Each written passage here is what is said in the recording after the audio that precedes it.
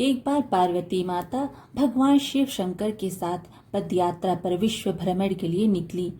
विश्व में अनेकों स्थान घूमने के बाद पार्वती माता थक गई और भगवान शिव से थोड़ी देर विश्राम करने को कहा।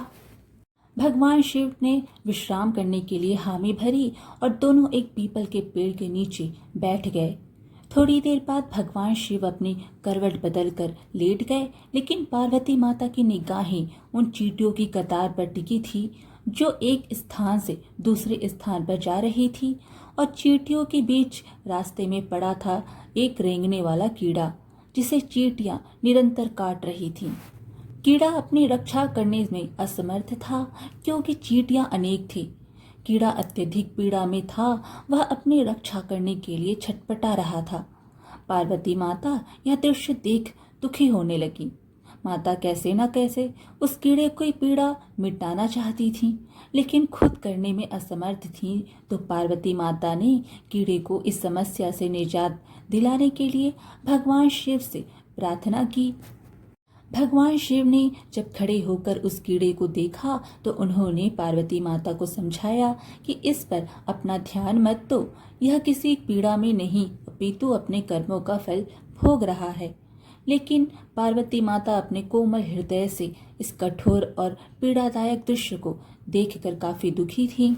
उन्होंने भगवान शिव से उस कीड़े की पीड़ा मिटाने के लिए लगातार प्रार्थना की, लेकिन भगवान शिव भी उन्हें यही समझाते रहे कि इस पर ध्यान केंद्रित तो मत करो, यह अवश्य ही अपने कर्मों का फल भोग रहा है। भगवान शिव ने इस समस्या से छुटकारा पाने के लिए माता पार्वती को वहां से कहीं दूसरे स्थान पर चलने को कहा ताकि उनका ध्यान वहां से हट सके। लेकिन माता पार्वती ने भी हट कर रखी थी। वह बोली, जब तक इसकी पीड़ा नहीं मिटेगी मैं यहाँ से नहीं जाऊंगी। अब भगवान शिव को त्रियाहट के आगे मजबूर होकर उस कीड़े की पीड़ा मिटानी पड़ी। भगवान शिव बोले, पार्वती ठीक है, मैं इसका कष्ट मिटा रहा हूँ। अगर बाद में यह कुछ गड़बड़ करे तो तुम मुझे दोष मत देना। माता पार्वती ने कहा, ठीक है महाराज, पहले आप इसका कष्ट मिटाएं। फिर भगवान शिव ने अपनी शक्तियों से उस कीड़े को, राजा चींटियों को, उसकी प्रजा और उनके लिए एक बहुत ही सुंदर नगरी बना दी जिसमें राजा का आलीशान महल था।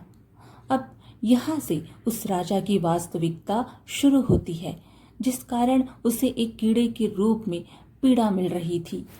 अब जब सब कुछ बनकर तैयार हो गया था तब भगवान शिव ने राजा, जो पहले कीड़ा था, उससे कहा, अब तू अपना राजपाट संभाल, हम चलते हैं।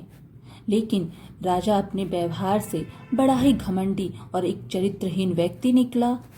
उसने माता पार्वती की सुंदरता पर मोहित होकर उनका हाथ पकड़ लिया और भगवान शिव का यह कहकर अपमान किया है कि तू एक योगी, वन वन भटकने वाला, एक साधारण सा ब्राह्मण, भला तेरे साथ यह सुंदर स्त्री कैसे रह सकती है?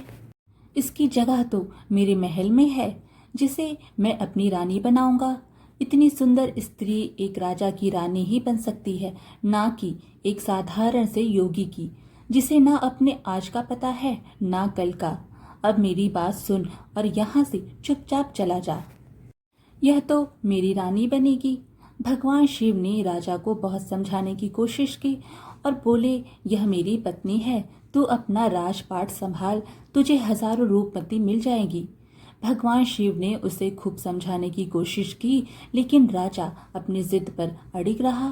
तो भगवान शिव ने कहा, ठीक है राजा, तुम इसे अपनी रानी बना लो, मैं चलता हूँ। यह बात सुनते ही माता पार्वती भगवान शिव के चरणों में गिर गई और बोली, स्वामी, आप मुझे इस दुविधा में छोड़कर कैसे जा सकते हैं? भगवान शिव बोले, पार्वती, मैंने तुम्हें पहले ही कहा था कि मैं इसका कष्ट मिटा दूंगा, लेकिन बाद में अगर यह कुछ गड़बड़ करता है तो तुम मुझे दोष मत देना। माता पार्वती ने कहा, हे नाथ, मुझे क्षमा करें, जो मैं कर्म सिद्धांत को नहीं पहचान सकी। अब मैं समझ गई, यह घमंडी और चरित्रहीन मानव अपने पिछले जन्म के कर्मों का फल भोग रहा था। इस क्रूर मानव ने अवश्य ही अपने जीवन में अनंत पाप किए होंगे, जिसका दंड इसे इस कीड़े के रूप में भुगतना पड़ रहा है। भगवान शिव प्रसन्न हुए कि चाहे पार्वती ने जिद करके ही इसका कष्ट मिटाना चाहा, परंतु अब वह कर्म सिद्धांत को समझ चुकी थी।